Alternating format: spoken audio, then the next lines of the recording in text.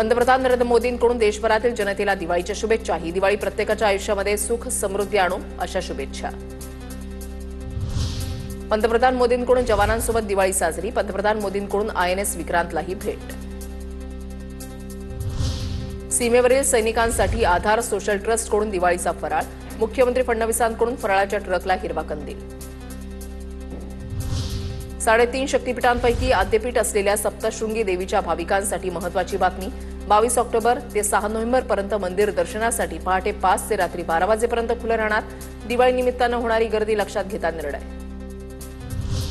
कोल्हापूरच्या अंबाबाई मंदिरामध्ये काकडा सोहळ्याला सुरुवात। नरक चतुर्दशीपासून पुढील 15 दिवस मंदिराच्या शिखरावर काकडा प्रज्वलित करणार। कार्तिक पौर्णिमेपर्यंत सुरू राहणार काकडा सोहळा। वर्षातून एकदा होणारा सोहळा पाहण्यासाठी भाविकांची गर्दी। तुळजापूरमध्ये दिवाळी त्यानिमित्तानं तुळजाभवानीच्या दर्शनासाठी भाविकांची गर्दी। कुठली गैरसोय होऊ नये म्हणून येत्या 31 जानेवारीपर्यंत 22 तास मंदिर खुलं ठेवण्याचा निर्णय मंदिर संस्थांनी घेतलाय। आगामी नाताळच्या सुट्ट्या पाहताही महत्त्वाचा निर्णय। दिवाळीच्या सुट्ट्यांनिमित्त अलिबाग, वर्सोली आणि किहिम बीचवर पर्यटकांची गर्दी। हॉटेल्स, रिसॉर्ट्स आणि होमस्टे हाऊसफुल।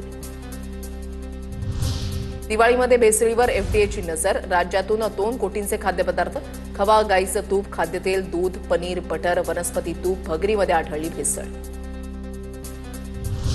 सांगली शहरामध्ये दिवाळीच्या पहिल्याच दिवशी पाणीपुरवठा बंद। काँग्रेस आणि भाजपचे नगरसेवक आक्रमक। पाणीपुरवठा कार्यालयाच्या दारातच हंडे आणि घागर घेऊन धरणं आंदोलन।